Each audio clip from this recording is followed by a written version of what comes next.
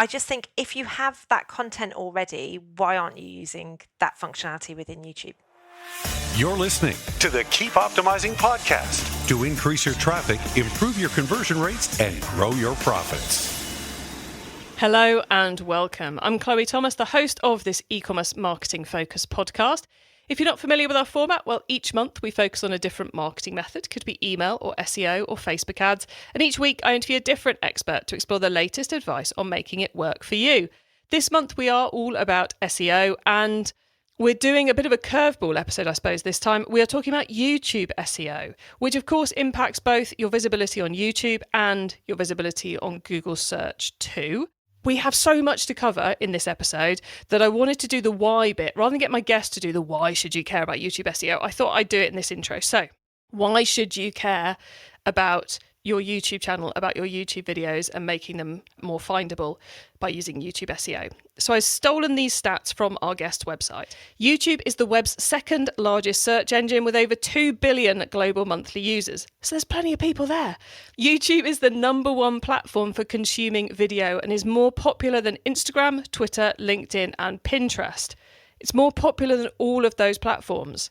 So well worth being there to help your customers make their buying decisions. Every day, over 1 billion hours of content is watched on YouTube, with individuals watching more YouTube content than live TV. It's more popular than telly, and you can get on it organically. How cool is that? YouTube has a broad audience with widespread demographics, ideal for reaching new and multiple audiences. There's plenty of segments to go after. And 96% of internet users have watched content on YouTube. You definitely can't say that for TikTok, okay?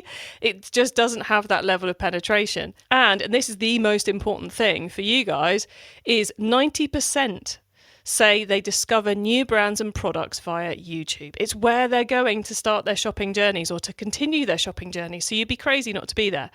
We're not going to be talking about creating videos in this. We're talking about how you get your videos seen. So we're not talking about ads either. We're talking about YouTube SEO, what it takes to appear organically and get views organically. And there's loads of cool, simple stuff. And none of it, apart from shorts, involves editing any videos or creating any new videos. Okay, make sure you listen right to the end of the episode, because at the end, my guest is sharing some quick-fire insider tips to help you maximize your performance even more. And then I'll be sharing my take on it all and outlining a couple of other free ways we can help you to improve your SEO even more. So stay tuned to the end. Remarkable Commerce is the UK's most flexible and configurable e-commerce platform, designed specifically for D2C retailers who want to grow their sales quickly. They're trusted by leading retailers like Moss, Ben Sherman, and Roman. Remarkable's key differences are full freedom of your front-end design and full control of which composable modules you wish to use. Very excitingly, they've just released this year's Digital Retail Index, a performance audit of nearly 800 UK retailers, ranking them by key technical metrics. To find out where you're ranked or submit your own site for analysis, go to keepopt.com/remarkable. That's REMARKABLE. So keepopt.com/remarkable for the Digital Retail Index. In this episode, I'm chatting with SEO expert Louise Knight. Louise is one of the team at Navigate Video, an award-winning YouTube agency who are focused on helping brands grow on YouTube, including, but of course, YouTube SEO. Hello, Louise. Hello, how are you?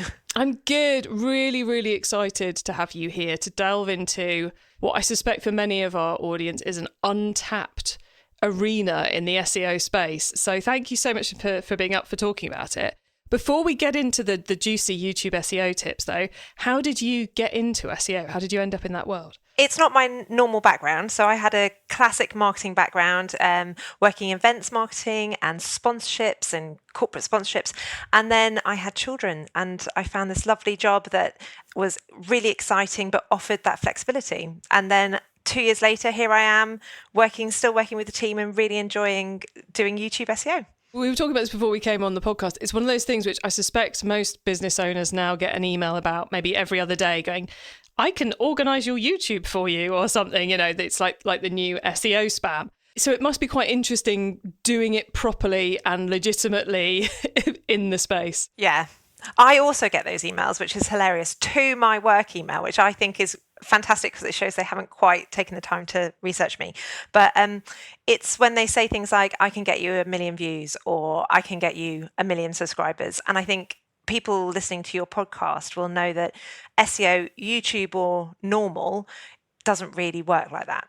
It's a longer burn and it takes a lot of time and effort. And, you have to have a plan in place and you have to stick to that plan and test and learn and come back to it. And then you see the fruits of your labour.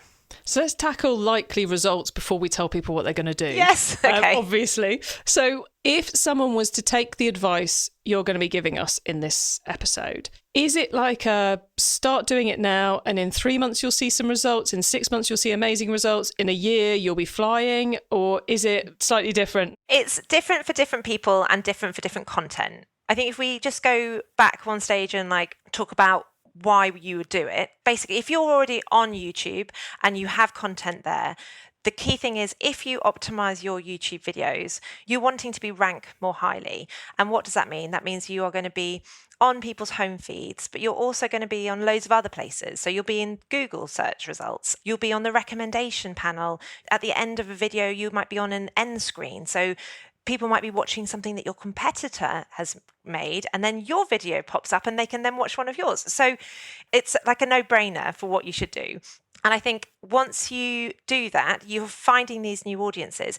It can actually be a better investment than paid media, because what we find is that if people are putting shed loads of money into getting views or impressions, they're not good views, right? They're empty views. Whereas if you are creating content and the SEO for your videos that is true and something that your audience wants, they're more likely to become a return viewer or a subscriber.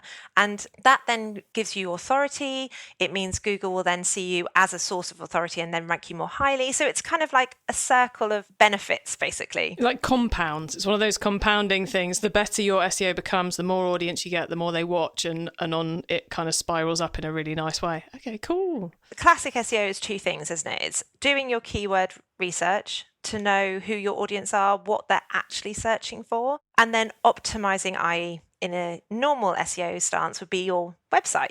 But in this stance is optimizing your videos. So if you are creating content that you know your audience desperately wants to watch, if you've optimized your videos, those videos will be discovered by them. And if they are sharing and commenting and liking and engaging with your content, that's just going to make it even better. Got you. So it's very similar in approach to what we do on our site. We're looking for the right keywords. We're looking for content that attracts the audience. And then we've got some optimization to do on our videos. When it comes to optimizing the videos, let's talk about that core part of it. What are we optimizing? Is it the metadata like we do on our website? Is it titles? Is it descriptions? Are there any rules around this? So the algorithm, obviously, nobody knows what the algorithm is, but we know there's the three factors. So it's relevance, watch time and engagement, and quality. And the things that we can control are things like titles, descriptions, tags, end cards, info cards. You could go one step further and upload specific bespoke closed captions because they get indexed by Google. You could make your thumbnails more appealing, so to kind of stop that scroll in your home feed. You could do things where you can reawaken your subscriber base by seeing YouTube as more of a social channel, so talking to them through the community tab. So there's loads of tactical things that you can control that will have a massive impact on getting your videos delivered and discovered by new audiences. Got you. So one of those three things is the relevance bit, the keywords, but the other two parts are really about engaging content and encouraging the person to keep watching it. So what Google does, so if you've done your keyword research and then you create titles and descriptions that has all those keywords in, you're going to get trawled and you're going to be picked up.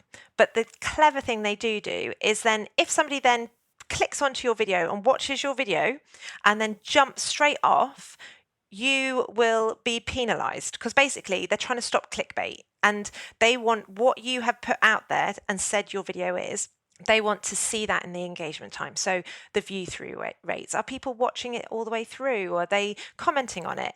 And if that is going to happen, then you're being true to what you said you were going to do.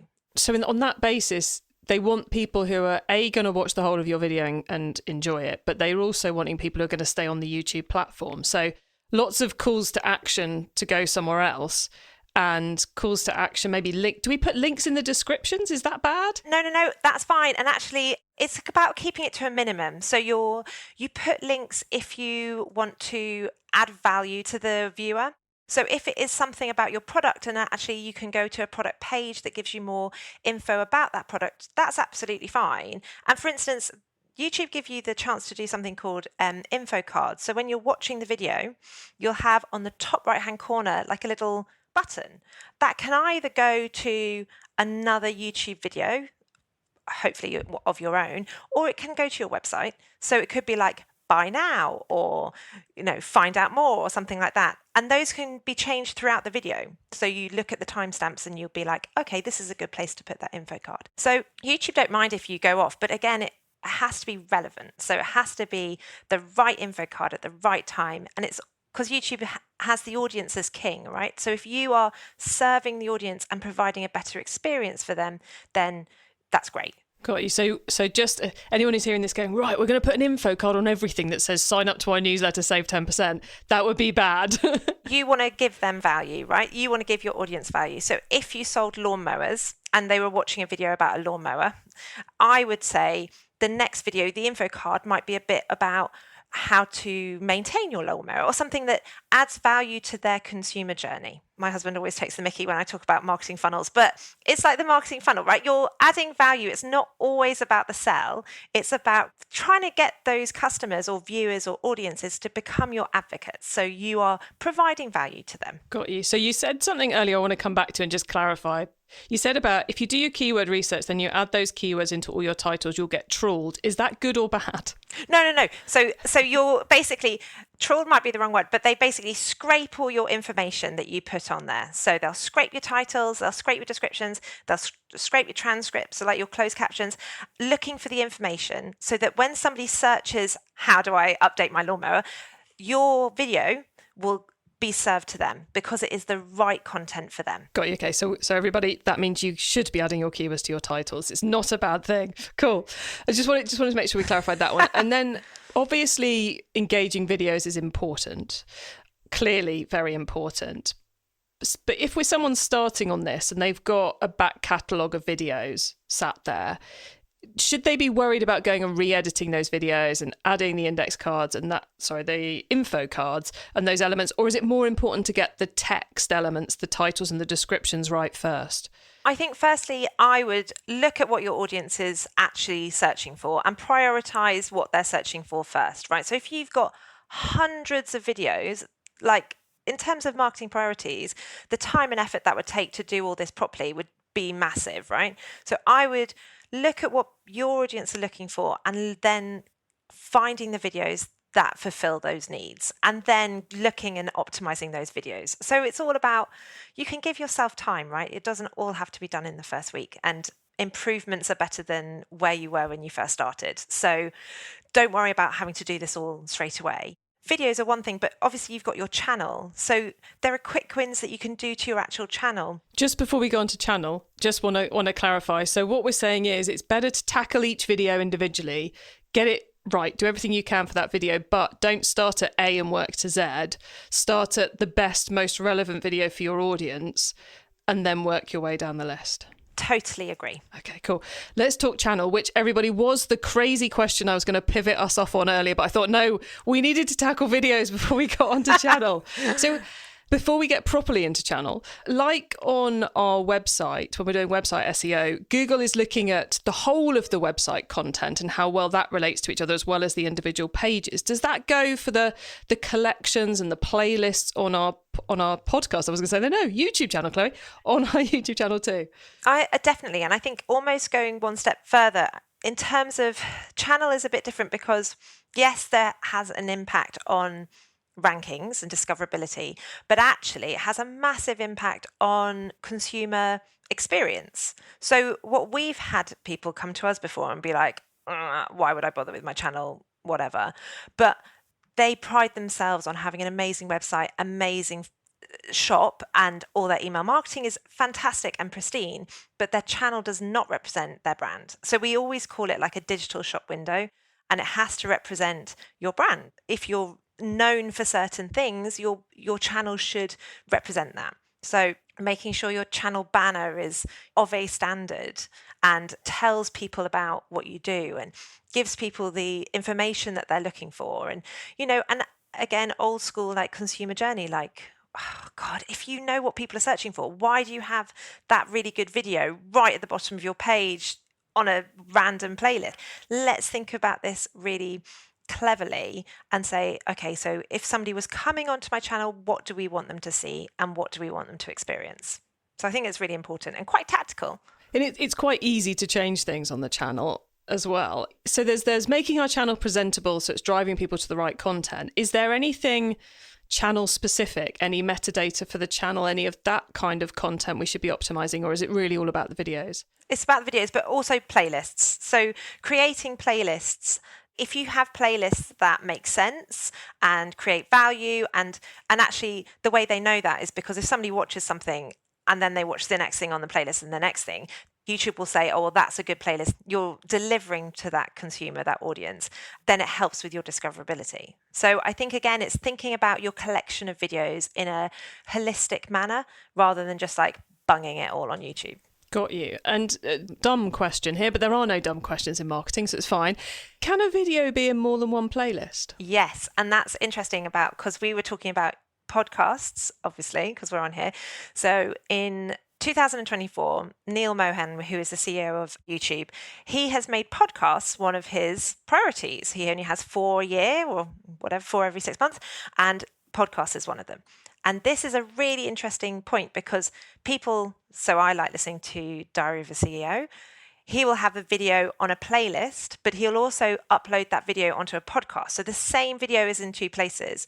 And he's just basically allowing the search engine to look at 2 places. So you're just ticking more boxes and obviously helping people find you. I can see with your lawnmowers example, if it's the 5, 6, 7, 8 lawnmower, and you've got a video of what the 5, 6, 7, 8 lawnmower is, and then you've got videos of how to look after it, how to cut your grass with it, etc., etc. You might want to put all that in a playlist to see if you can help the people who really care about the 5, 6, 7, 8 lawnmower.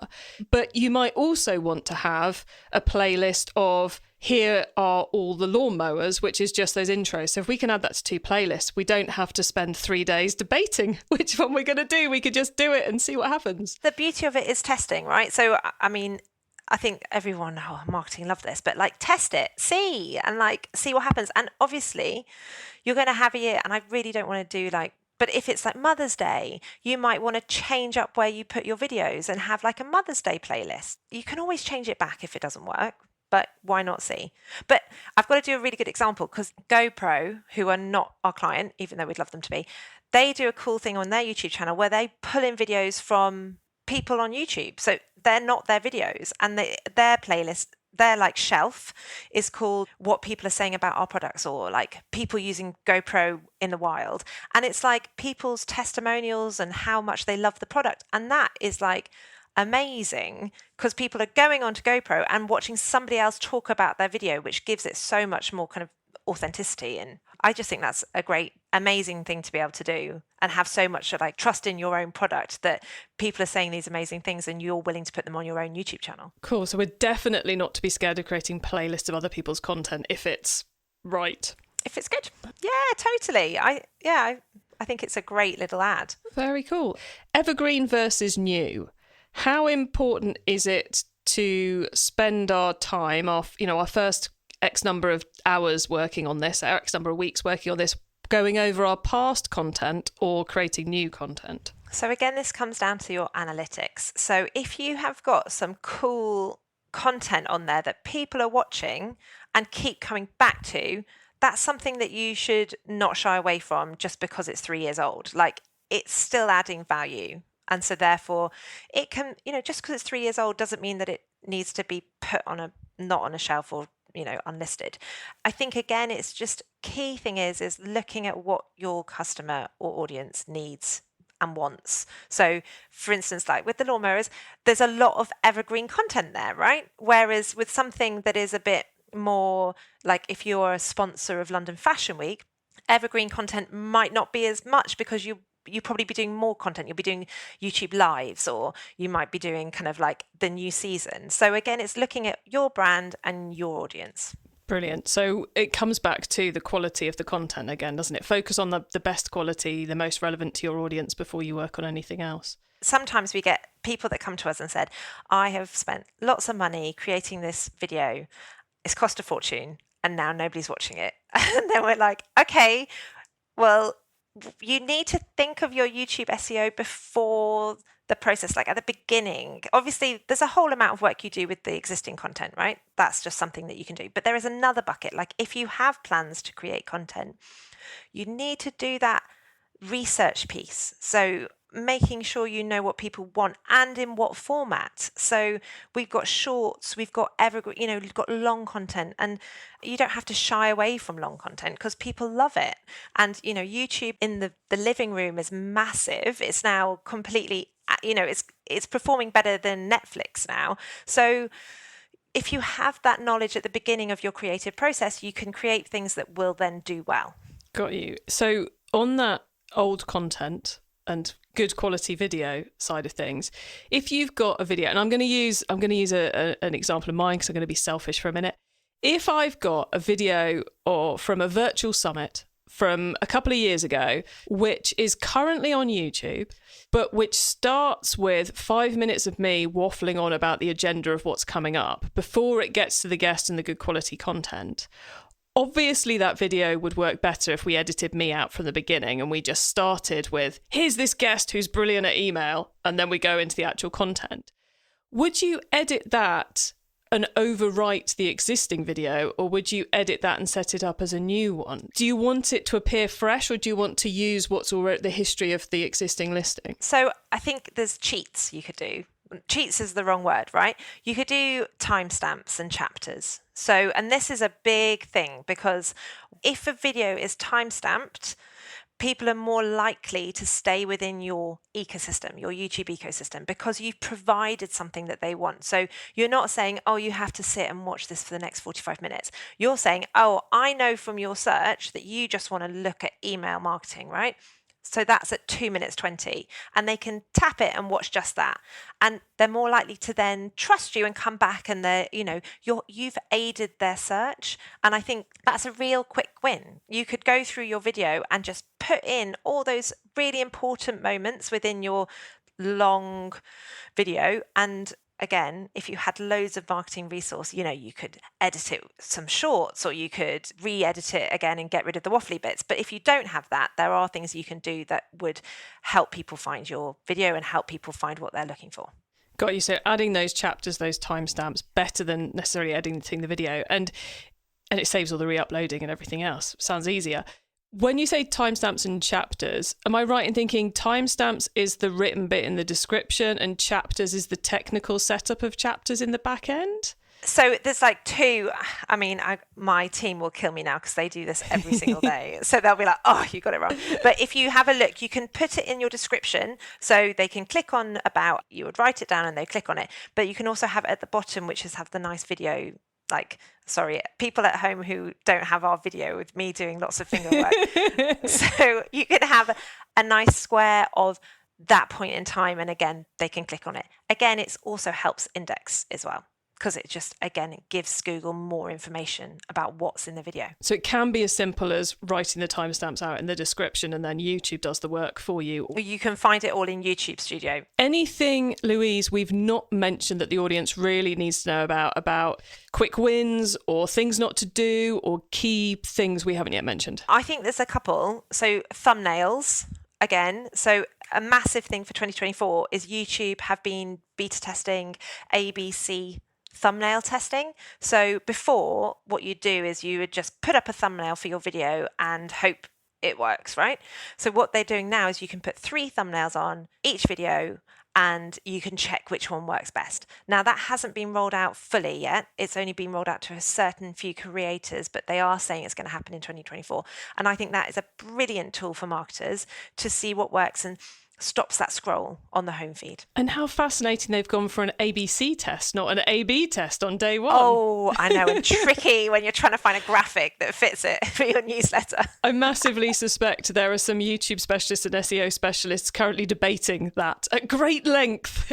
Oh, I can imagine the meetings. Yeah. But it's such a good tool. Like, it's so cool to be able to, like, we talk about this all the time, is about looking at your analytics. Don't just shove a video up on YouTube and just leave it. Let's see what's working.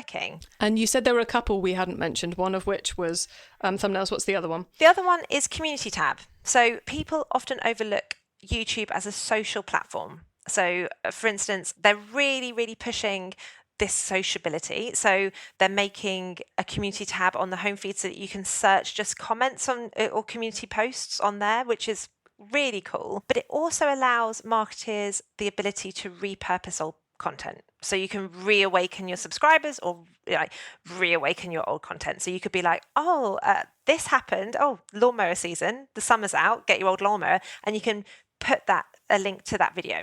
So it's just a really nice way to kind of get that content calendar out there and look at what content fits different times. So you could look at the year and see where your videos could fit and help viewers. Nice. Not an area I even realised existed. So I'm exactly definitely learning. One thing which we've mentioned in passing, but we haven't mentioned properly that I'm going to ask you about quickly is shorts. YouTube shorts, the mini videos that are a little bit like Instagram stories, a little bit like TikToks. Correct me if I'm wrong on that. But are they an essential part of a YouTube strategy now, or can we do everything else we've talked about and ignore shorts for the time being? Oh, they're so useful. They're so good. Right. So they were rolled out a few years ago and they are now massive. So there's 70 billion daily views on shorts. And what we find, again, when we try new business tactics and we speak to people and they're like, I'm not bothered about YouTube. And then we realize that they've got a massive TikTok channel and they're creating all these TikTok videos. You can repurpose those videos on shorts and allows you to get into new audiences. So I just think if you have that content already, why aren't you using that functionality within YouTube? That's a yes, everybody. You do need to use shorts. Okay, cool. Louise, that has been epic. Thank you so much for taking us through all of that. Listeners, remember to stay tuned right to the end, because coming up are Louise's insider tips on SEO and my suggestions for other free resources to help you improve things even further in your business. Remarkable Commerce is the UK's most flexible and configurable e-commerce platform, designed specifically for D2C retailers who want to grow their sales quickly. They're trusted by leading retailers like Moss, Ben Sherman and Roman. Remarkable's key differences are full freedom of your front-end design and full control of which composable modules you wish to use. Very excitingly, they've just released this year's Digital Retail Index, a performance audit of nearly 800 UK retailers, ranking them by key technical metrics. To find out where you're ranked or submit your own site for analysis, go to keepopt.com/remarkable. That's REMARKABLE. So keepopt.com/remarkable for the Digital Retail Index. Okay, Louise, so far we've gone very, very deep into YouTube SEO. It's been brilliant. Now you get to us with your insider knowledge about the whole of SEO. So for the following questions, your answer can be anything to do with SEO, which of course does mean you can carry on purely talking about YouTube SEO if you want to. Louise, are you ready for these? Absolutely. Go. Okay, let's start with newbie advice. If we've inspired someone to take their first step, what do they need to know to give themselves the best chance of success? I think it's your keyword search. So find out what your audience want. And then once you know that, you are armed to find out which videos you want to optimize, but also kind of know whether you do need to create new videos or whether you have the resource in order to do that. Once you know that keyword, then you can do the tactical things like update your titles, your descriptions, your tags, putting closed captions on there, all those tactical things that you can do for the videos that are right for your audience. All starts with the keywords, everybody.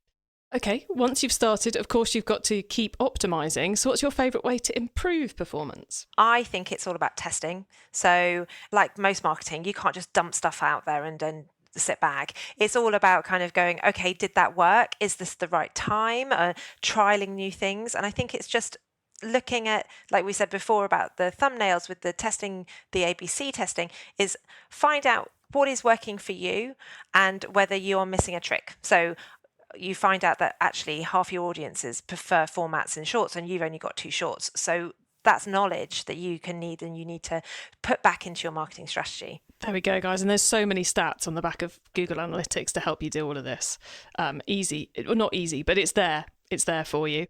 If someone listening wants to learn more, is there a cheap or free resource you would recommend? Can I do a horrible plug? Hey, you are the expert on this, and I expect the audience are going, we need more Louise. So yeah, please, plug away. We do old school lunch and learns. So if you need some help, we go into offices and businesses, we do an hour's session, we've looked at your channel and we come up with like tactical things that you could do. I mean, I'm not going to be silly.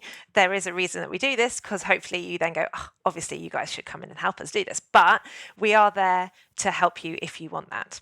So please get in touch. So you're saying that if people get in contact, you would review their current YouTube and then come round and have lunch with them and tell them about it? Yeah, obviously, Wow. if they've only got £2.50 to spend, maybe.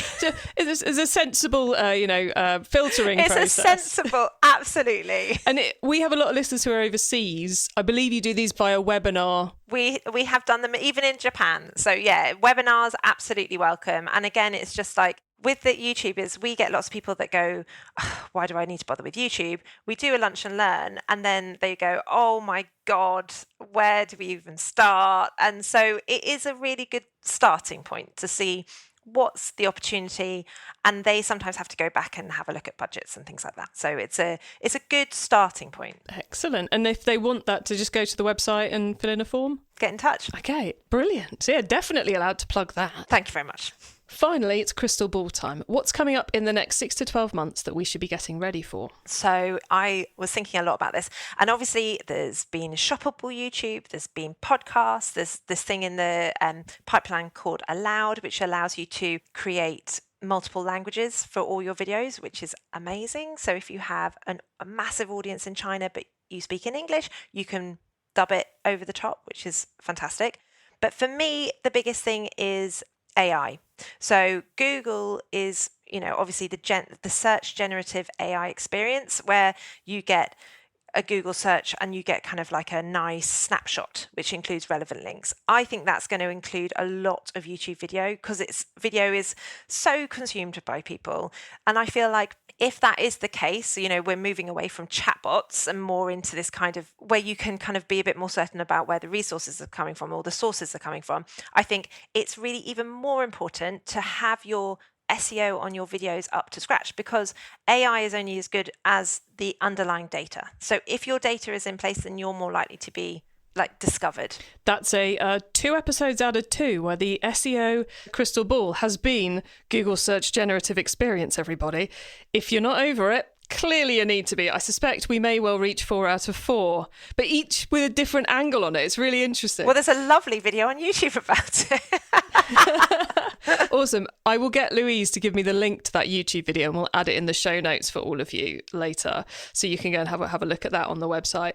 Louise, it has been awesome hanging out with you and learning much, much more about YouTube SEO. If the listeners want to get in touch with you and your business, where should they go? How can they do that? So we're Navigate Video, and so we're just navigatevideo.com, or you can email me, which is louise@navigatevideo.com, or if you want, you can do hello@navigatevideo.com. Super simple, super straightforward. Louise, thank you so much for being on the podcast. It's been brilliant catching up with you and just awesome advice. I think you've given us all a massive to-do list, but a really good to-do list. So thank you. Thanks for having me. It's been great. Wow. How much did Louise just share with us there? Any of you who've got videos sitting around on YouTube, videos sitting around somewhere that aren't yet on YouTube, huge to-do list there to start taking advantage of such an important channel in consumers' buying behaviour. And we didn't major on it a lot there, but which not only are you optimizing for the YouTube algorithm, you're also optimizing for the Google search algorithm, because YouTube videos frequently appear in Google search as well. So there's huge potential there. I mean, my notes sheet is rammed with stuff to do. I might have to share a picture of that when we start promoting it on social. So loads and loads of things there. For me, I guess if I was to drill it down to the key next steps any of you should be taking is, first off, go and have a look at do the keyword research on YouTube to work out what it is the audience is searching for. What are the right terms? What is it your audience wants to know from you on the video platform? Then take a look at your own stats and the videos you've already got. What fits with the big opportunities? Start by optimizing that. Get the right keywords on the titles, on the descriptions. Add those timestamps into the description. Maybe even go as far as doing the clever stuff in the back end on those timestamps. Think about improving the thumbnails, because that's the bit where YouTube will just automatically put an image on the video, put something more compelling, put something more useful that's going to help them there. And I thought the closed captions piece as well. YouTube will auto-generate some of those closed captions, and then YouTube control those captions and use it to help work out who should see your video. So that's a bit of a no-brainer too. Then if you really want to take it up a level, do the info cards as well, which are those kind of flashes that happen on the video at certain time points to give people their next action. So here's the link to buy this product, or here's the fact sheet on this product or something. Loads of clever stuff there, and definitely worth looking at your back catalogue as well as creating new content too. And shorts, glad we asked that one at the end. Shorts definitely worth doing. And there's 1,000,001 easy, cheap, cost-effective ways to create short style videos from your existing content if you want to do it. Whew, okay, you can get the links to all the stuff we discussed, the full transcript of the episode, important notes and more at keepoptimising.com. You can, of course, use our direct to episode short link. That's keepopt.com/ the number of this episode. Put that in the URL bar to go straight to the correct page of the website. When you get to the website, you can also add yourself to our email list so you don't miss out on any of the other things I share to help you improve your business. Thank you so much for tuning in to this episode of the Keep Optimising podcast. If you've enjoyed this episode, then do check out all our SEO episodes, especially episode 198, which is the one just before this one, where we were talking about content creation for your own website with one of the Yoast team, including some brilliant crystal ball advice that also went into that Google search generative experience, which is not widely available outside the US, but will be coming soon. So we go into kind of some more of the ins and the outs of what that actually is in that episode, which is why I didn't get Louise to do it in this one. But we will be adding that video she mentioned that explains it all to her show notes too for you. You can scroll back up for that, or you can go to keepopt.com/SEO for all our SEO content. Please, please, please tell your fellow marketers who are trying to work on improving their SEO about this show, because I create Keep Optimising to help as many marketers as possible to improve the performance of your e-commerce marketing. So please do spread the word. Have a great week, and make sure you listen to the next episode so I can help you to keep optimizing your marketing. Access everything Keep Optimizing at keepoptimising.com. That's with an S, not a Z.